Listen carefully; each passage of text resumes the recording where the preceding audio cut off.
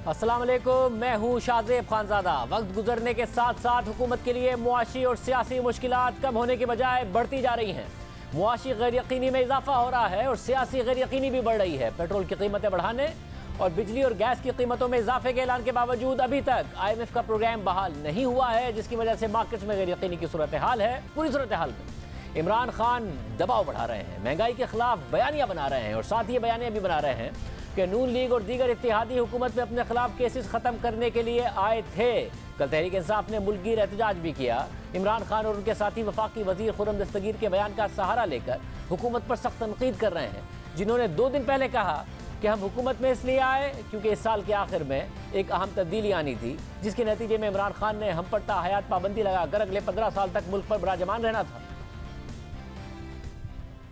किस अक्लमंद ने कहा था वैसे आपको कि आप ये 1.5 साल की हुकूमत ले लें? पाकिस्तान के जो सियासी मामलात थे और जिस तरफ इस साल के आखिर में एक बड़ी तब्दीली आनी थी, उसमें तो ये नजर आ रहा था कि इमरान खान का जो गठजोड़ है ये तो अगले 15 साल रहेगा अगर इस तरह हालात रहे। और जिस तरह के उनके प्रोग्राम थे, हम सब ने डिस्क्वालीफाई होना था इस साल के आखिर में। तमाम जो अपोजिशन की लीडरशिप है, अच्छा, उनका तो ख्याल था कि मैं सफाया कर दूंगा, मैं किसी को नहीं छोड़ूंगा। तो ये आपका खदशा है? मालूमात है जी, हमारी सीरियस मालूमात है। आपके ख्याल में जो आप ये लोगों को भूल जाता है, लेकिन कुछ माह पहले जो कहा कि हम नैब के कुछ 100 जज और हायर कर रहे हैं और हम सारे केसों को एक्सपेडाइट करेंगे, तो उस मैस लेवल के ऊपर मैस लेवल पे डिस्क्वालिफिकेशन होनी थी। बिगिनिंग शहबाज शरीफ डाउनवर्ड, शाहिद खान अब्बासी, हसन इकबाल और ऑल ऑफ अस, सिर्फ मुस्लिम लीग नून की नहीं। आपके ख्याल में जो कोalition बनी है वो इसी वजह से बनी है कि इमरान खान साहब के तो फाशिस्ट प्लान्स थे ना इस मुल्क के ऊपर हमला करने के। तो लिहाजा ये आज मुश्किल जरूर है, लेकिन ये हमें याद रखना है जब हम मुआशियत की डिस्कस करते हैं कि यहाँ जमहूरियत का, हाकमियत का और वफाकियत का मामला भी मौजूद है, जिसको हमें साथ लेकर चलना है।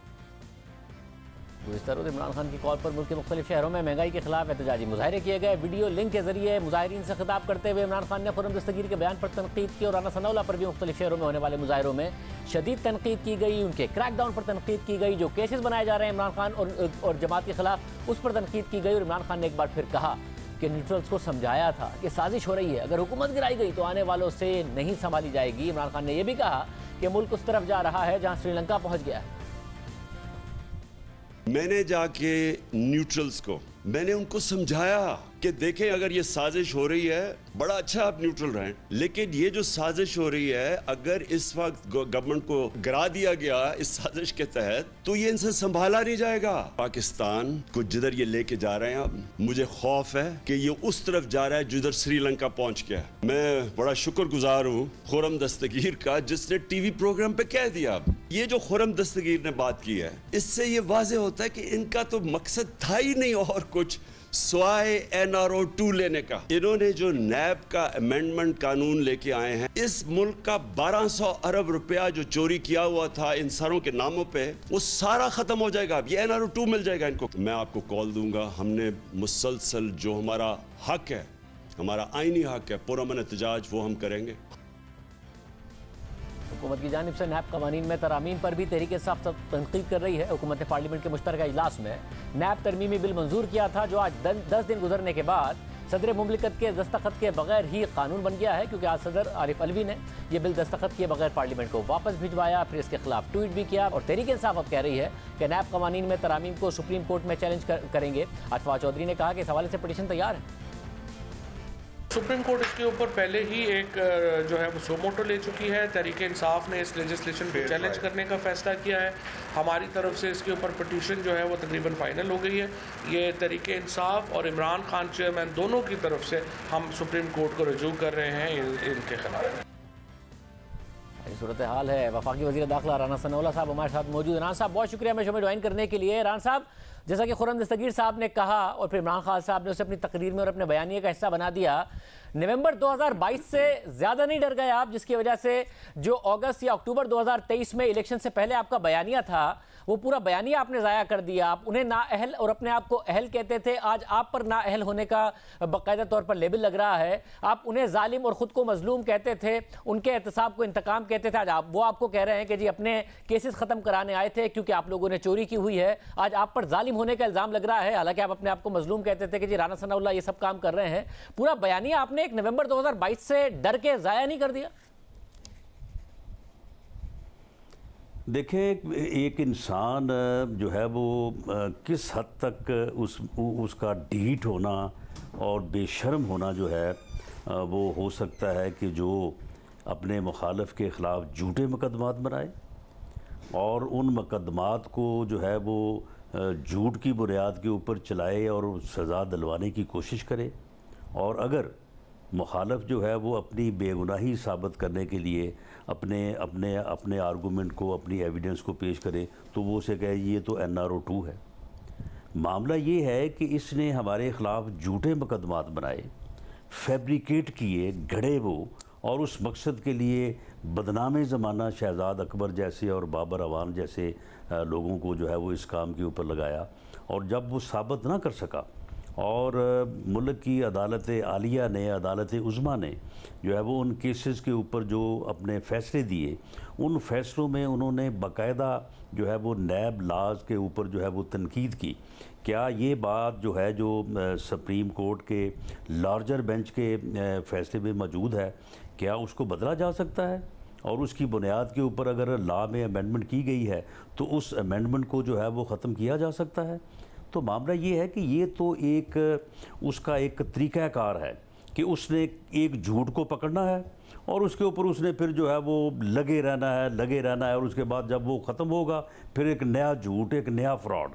तो ये तो उसका एक यानी सियासी तरीक़ाकार है। ऐसा नहीं है ना कि सिर्फ वो अपना सियासी झूठे मुकदमात बनाए गए थे, उन मुकदमात को ख़त्म करना और उन मुकदमात में जो है वो अपनी बेगुनाही साबित करना हमारा बुनियादी हक है, मगर फिर हक था।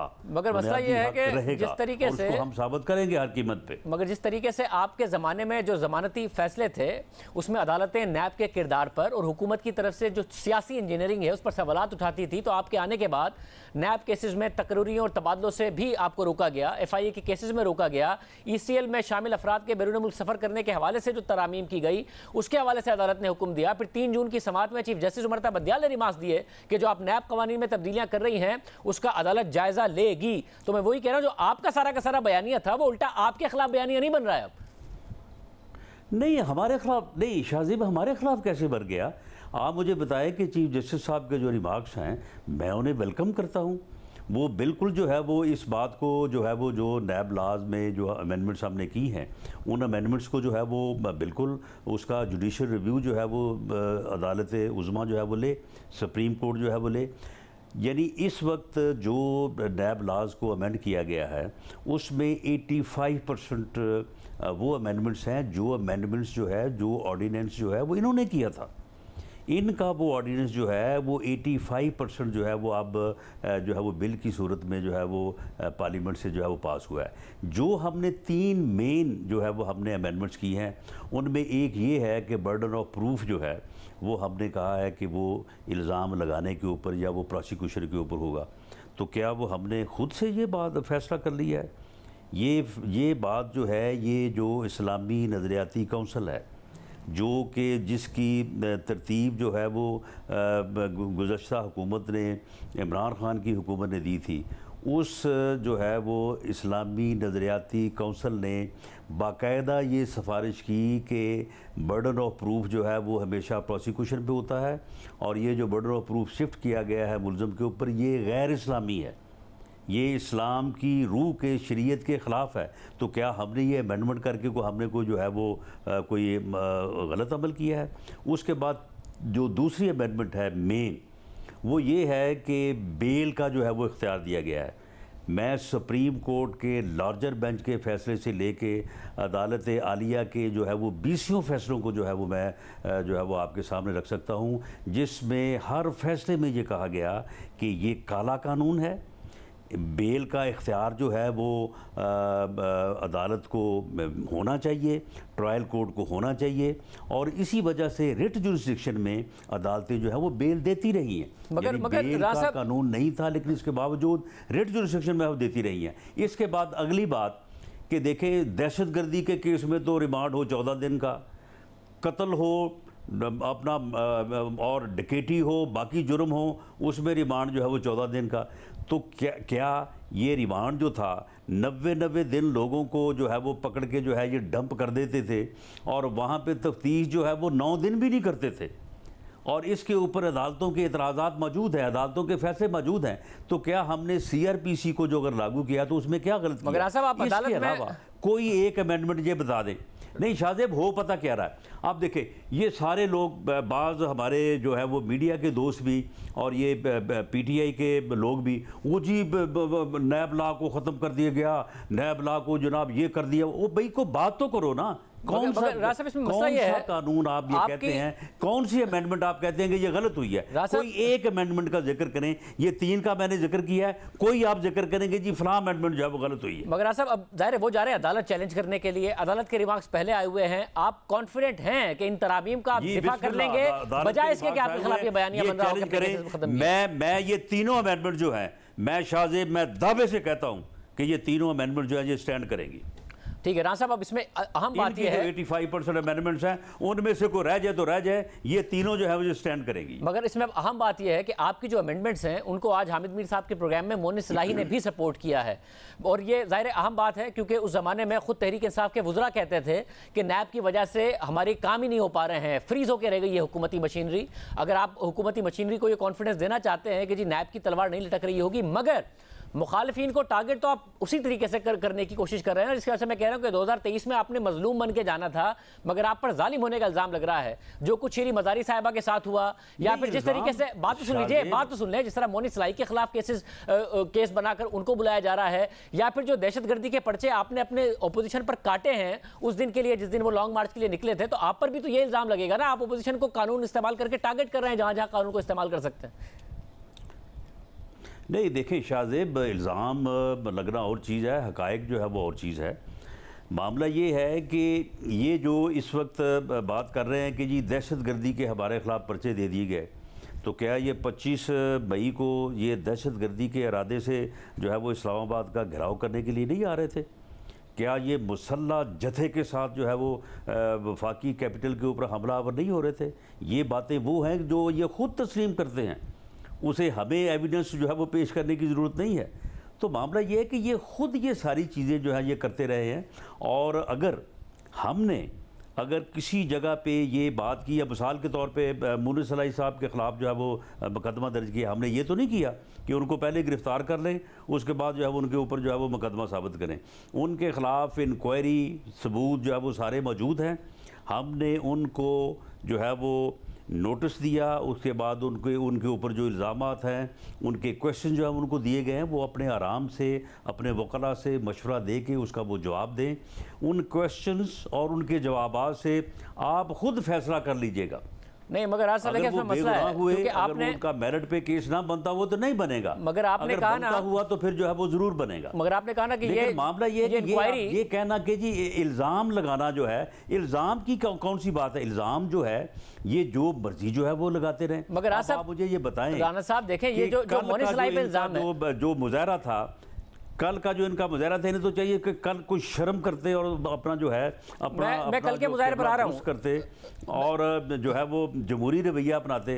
ये फिर वही जो है वो बातें कर रहे हैं कि जी ये गलत हो गया, वो गलत हो गया। मैं कल के मुजाहरे पर आ रहा हूँ, मगर उससे पहले देखिए मोनिस सलाई के जो इंक्वायरी आप लोगों ने शुरू की है उसमें आपकी प्ली ये है कि ये तो जो मामला था ये इंक्वायरी इमरान खान के ज़माने की है जो उन्होंने शुगर कमीशन की रिपोर्ट बनाई थी, मगर मसला ये है कि शहबाज शरीफ साहब के खिलाफ भी, या फिर जो सुलेमान शहबाज के खिलाफ इंक्वायरी शुरू हुई वो भी इमरान खान साहब के ज़माने में उन्हीं रिपोर्ट्स के नतीजे में थी, जहांगीर तरीन साहब के खिलाफ भी उन्हीं रिपोर्ट्स के नतीजे में थी। अब उन्होंने पहले आप लोगों के खिलाफ किया, फिर जहांगीर तरीन से इख्तलाफ हुआ तो उनके खिलाफ किया, आप लोग हुकूमत में आके मोनिस सलाई के खिलाफ कर रहे हैं। अगर ये रिपोर्ट जहांगीर तरीन के खिलाफ ठीक नहीं है, शहबाज शरीफ के खिलाफ ठीक नहीं है, तो फिर मोनिस सलाई के खिलाफ कैसे ठीक है? अगर इनके खिलाफ ठीक है तो फिर आप दोनों के खिलाफ भी ठीक है।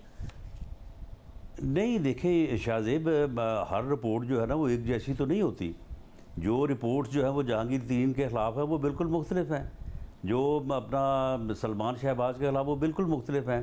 जो मोनिस सलाई साहब हैं ठीक है, वो अपने केस को वो साबित करें, मैं उसे प्रेजुडिस नहीं करता, लेकिन उनके ख़िलाफ़ एक बड़ी वाज़ेह बात है कि 2 आदमी हैं, एक का नाम मोहम्मद नवाज़ भट्टी है जो कि नैब कासद है, और मोहम्मद खां भट्टी जो मशहूर ज़माना सेक्रेटरी असम्बली है उसका वो भांजा है।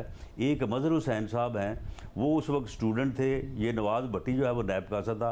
72 करोड़ रुपए की उन्होंने जो है वो रहीम यार खां शुगर मिल जो है वो ख़रीदी है 2010 में, और 2 साल बाद जिस कंपनी ने इनसे जो है वो मिल ख़रीदी है उस कंपनी को ओन करते हैं मोनिस सलाई साहब। अब ये 72 करोड़ रुपए या तो ये साबित कर दें कि वो नायब कासद साहब का और मज़हर हुसैन जो स्टूडेंट था उस वक्त उसका है, या फिर ये अगर इनका है तो ये उसकी जो है वो मनी ट्रेल या उसकी जस्टिफिकेशन जो है वो पेश कर दें।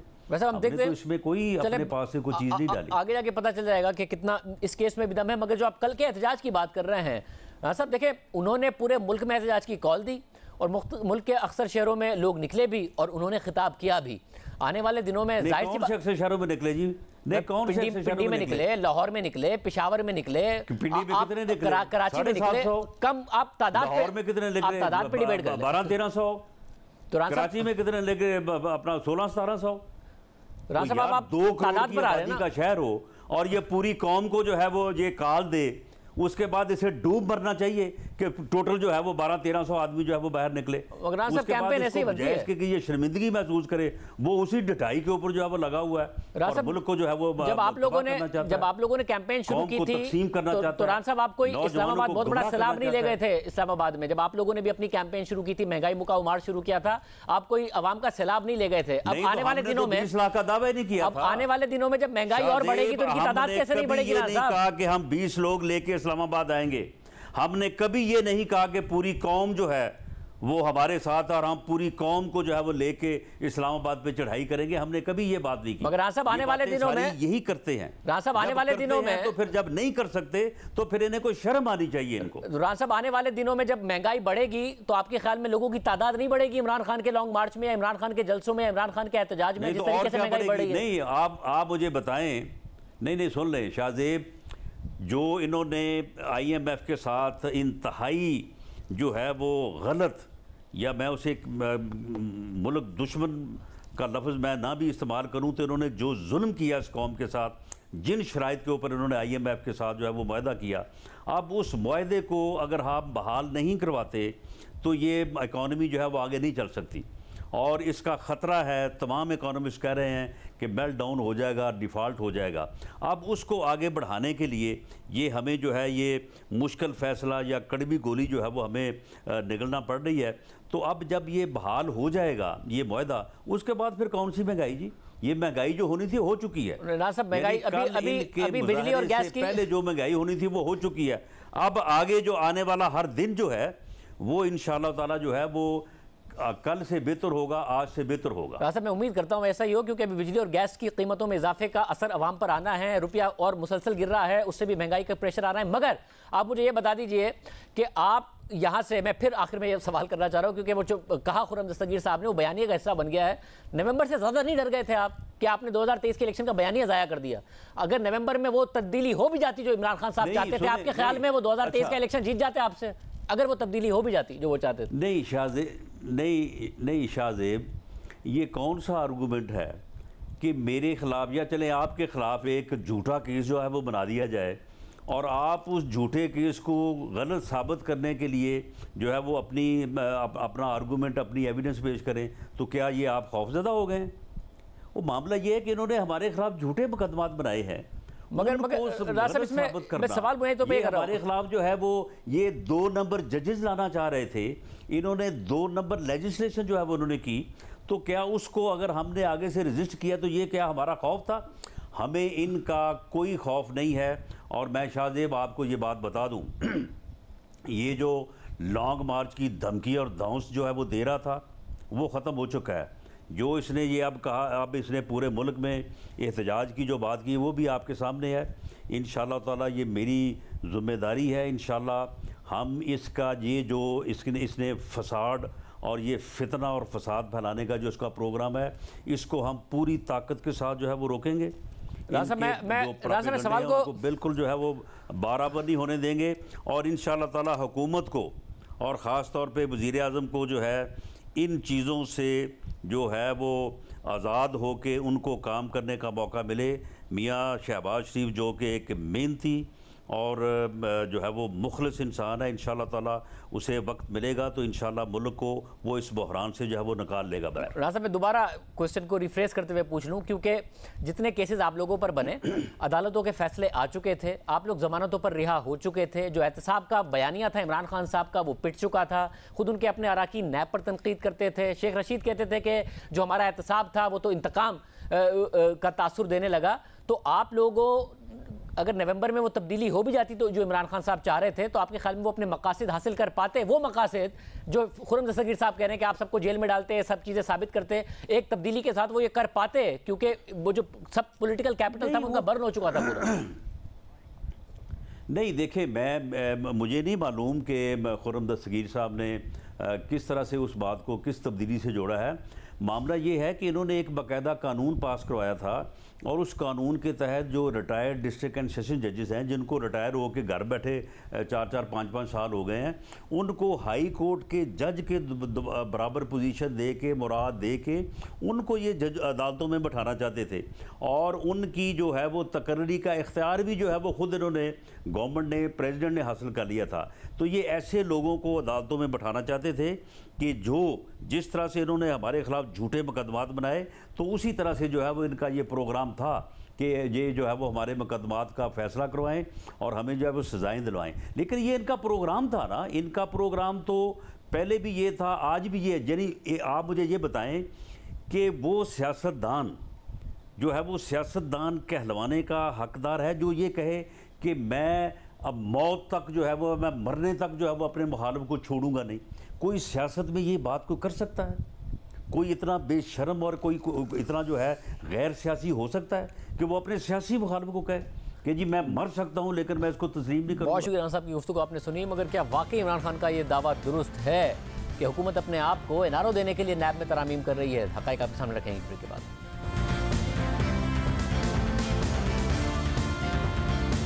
हुकूमत नए कवानीन को एहतसाब के शफाफ अमल के लिए ज़रूरी करार दे रही है, जबकि तहरीक इंसाफ इसे एनआरओ के तौर पर ले रही है। मगर हुकूमत का दावा है कि नैब के नए कानून में 85% तरामीम वही हैं जो तहरीक इंसाफ अपने ऑर्डिनेंस के जरिए कर चुकी थी।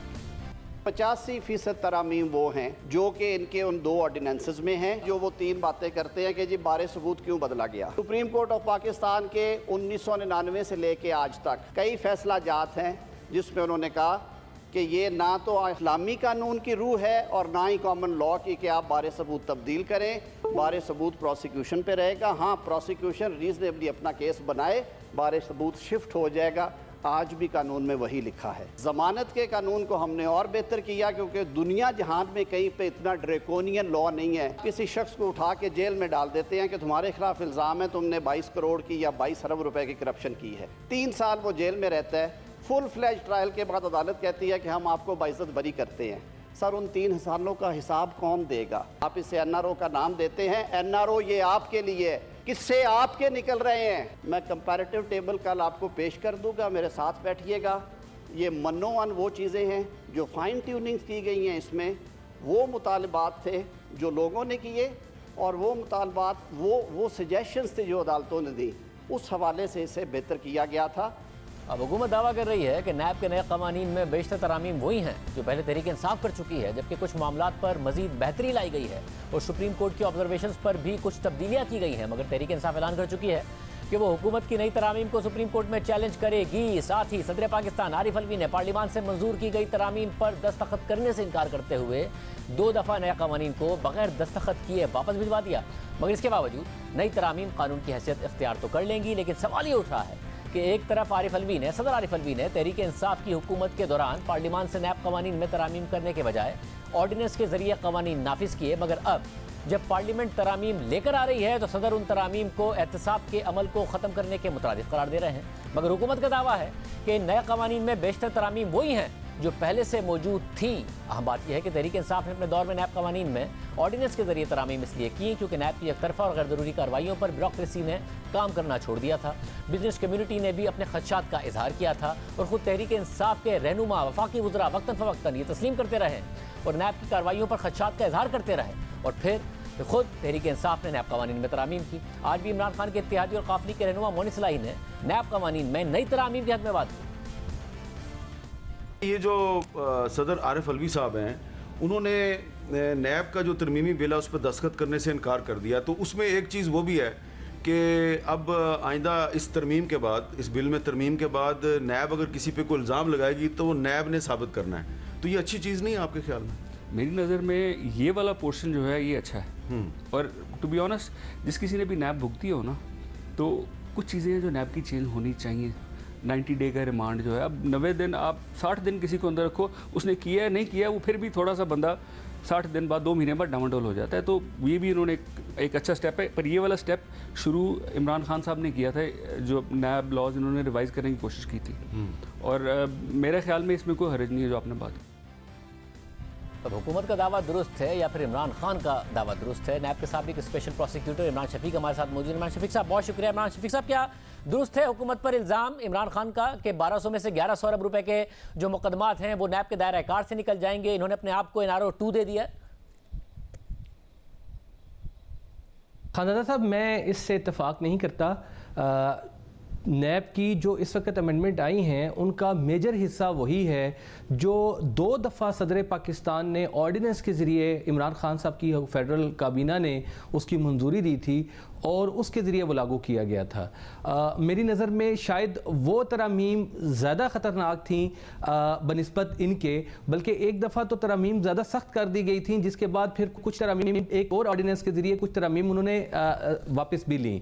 तो इसलिए अभी जो मौजूदा जो कानून पास हुआ है उसमें सेक्शन 4 पूरे का पूरा वो है जो एप्लीकेशन है नैब के दायरा कार से मुतल्लिक जो सेक्शन है वो एज इट इज़ बगैर किसी तरमीम के जो नैब ऑर्डिनेंस में दूसरे और तीसरे में जो PTI की गवर्नमेंट ने लागू किया था वो सारे का सारा उठाकर उन्होंने उसी तरह लागू कर दिए, जिसके नतीजे में टैक्स के मुकदमात, प्रोसीजरल इरेगुलरिटी, ज़ाब्ताकार की गलतियों की तहत होने वाले मुकदमात, या जो इकनॉमिक बड़े फोरम्स हैं उनके जो डिसीजंस हैं गवर्नमेंट फेडरल कॉन्स्टिट्यूशनल बॉडीज़ के भी उनके डिसीजंस के तहत होने वाले मामलात या रेगुलेटरी बॉडीज़ के तहत आने वाले जो मामलात हैं उनको नैब के दायरा कार से निकाला गया ताकि नैब की जो असल डोमेन है नैब उसके अंदर काम करे।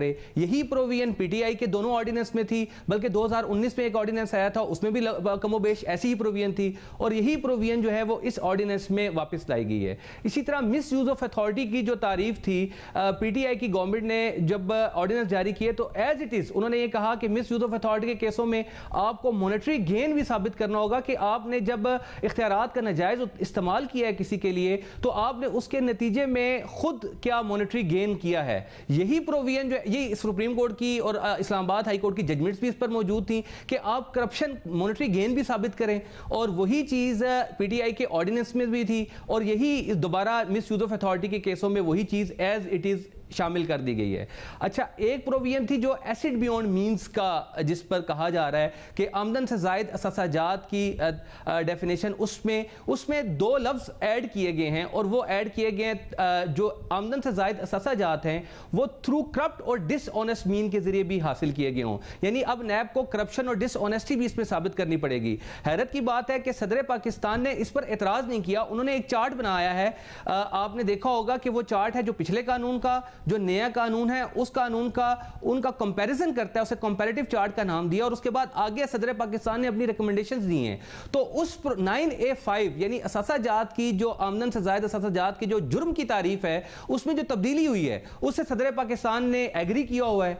तो इसका मतलब यह है कि जो तब्दीली भी उन्होंने की है उस पर उनको एतराज नहीं है। उनको एतराज जो है वो आगे जाके एक और प्रोविजन पर है, वो सेक्शन 14 है जिसमें कहा गया है कि बर्डन ऑफ प्रूफ का एक हिस्सा जो है वो बारे सबूत मुल्ज़म पर भी होगा और आज जो उनकी स्टेटमेंट आई है उसमें भी वाज़ेह तौर पर बार बार उन्होंने इसी का इयादा किया है। लेकिन एक सवाल ये पैदा होता है जब 9A5 की डेफिनेशन में नैब ने यह साबित करना है, नंबर 1 इसको एक मिसाल से समझिएगा, बड़ी आसानी से ये बात समझ में आ जाएगी क्योंकि ये बहुत बड़ी कंट्रोवर्सी बन चुकी है।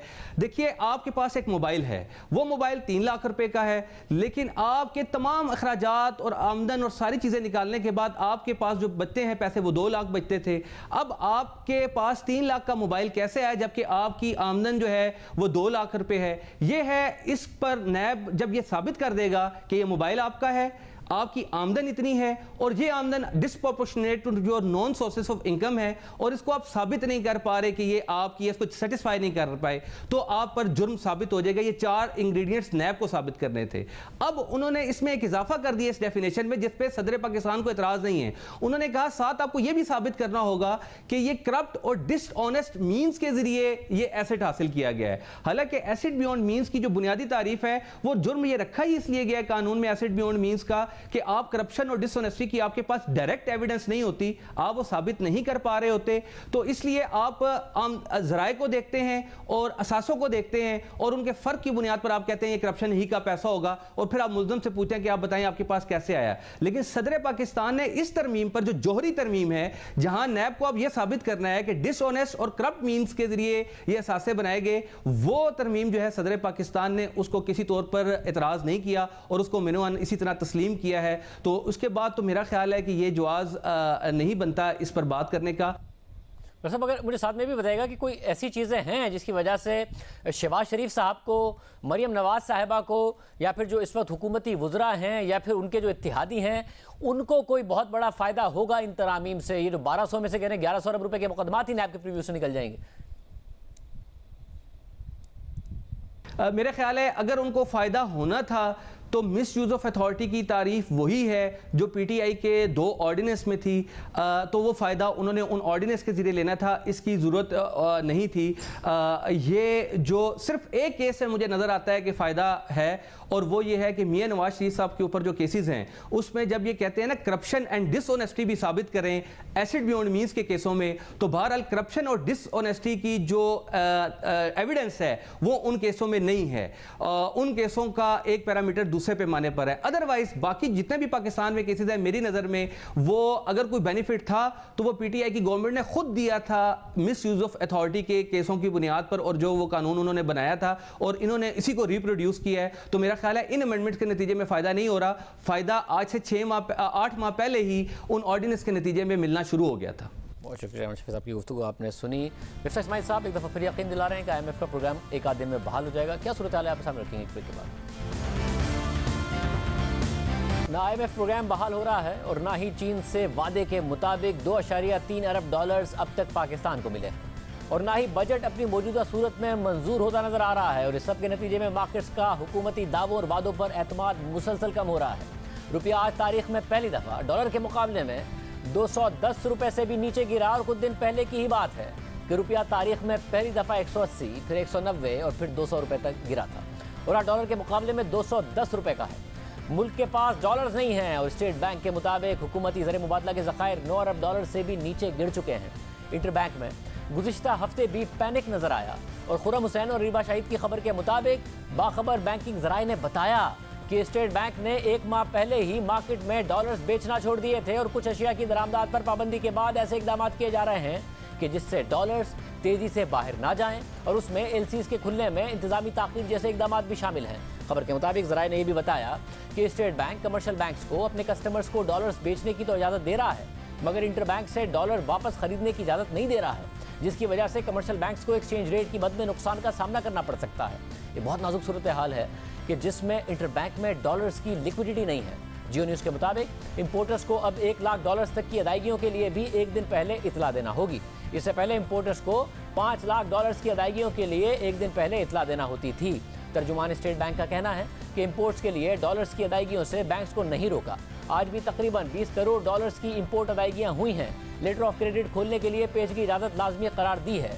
मुल्क के पास ज़र मुबादला के ज़खायर 9 अरब डॉलर से भी नीचे हैं, और सबकी नज़रें IMF प्रोग्राम की बहाली पर हैं ताकि मुल्क को डॉलर्स मिल जाएं और रुपए की डॉलर के मुकाबले में रिकॉर्ड गिरावट को रोका जा सके। आज फिर वज़ीर ख़जाना मिफ्ता इस्माइल ने दावा किया कि एक आध दिन में IMF प्रोग्राम बहाल हो जाएगा। क्या IMF 15% तनख्वाहें बढ़ाने पर और 12 लाख तक इनकम टैक्स छूट देने पर IMF का तनख्वाह बढ़ाने से कोई ताल्लुक नहीं है हमारे, as long as we have the पैसे, और 12 लाख रुपए के ऊपर जो है तनख्वाह पे वो इंशाअल्लाह ताला वो बात होगी। और टैक्स एग्जेम्पशन का बता दें कि 12 लाख इंशाअल्लाह ताला उनको फंडामेंटल को प्रोटेक्ट करेंगे। सर 47 बिलियन का जो रिलीफ दिया है उसमें कुछ कमी होगी किसमें?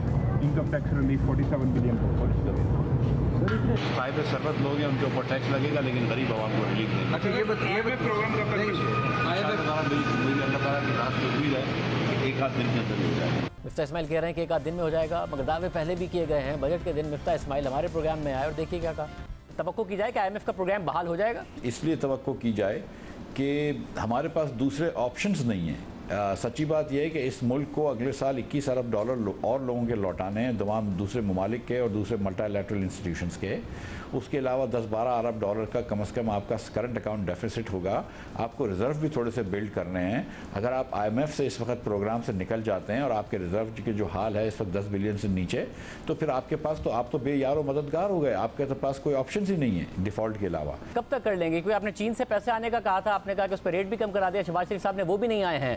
9.2 अरब डॉलर पर रह गए हैं ज़खायर, 500 मिलियन डॉलर और उनमें कमी आ गई है। बहुत बुरे इस वक्त हालात हैं। कोई 1.25 महीने की तकरीबन इंपोर्ट्स के पाकिस्तान के पास पैसे बचे हैं। ये बात आपकी दुरुस्त है और ये तशवीशनाक बात है और इसीलिए मार्केट जो है उसके अंदर थोड़ी सी वो हुई है।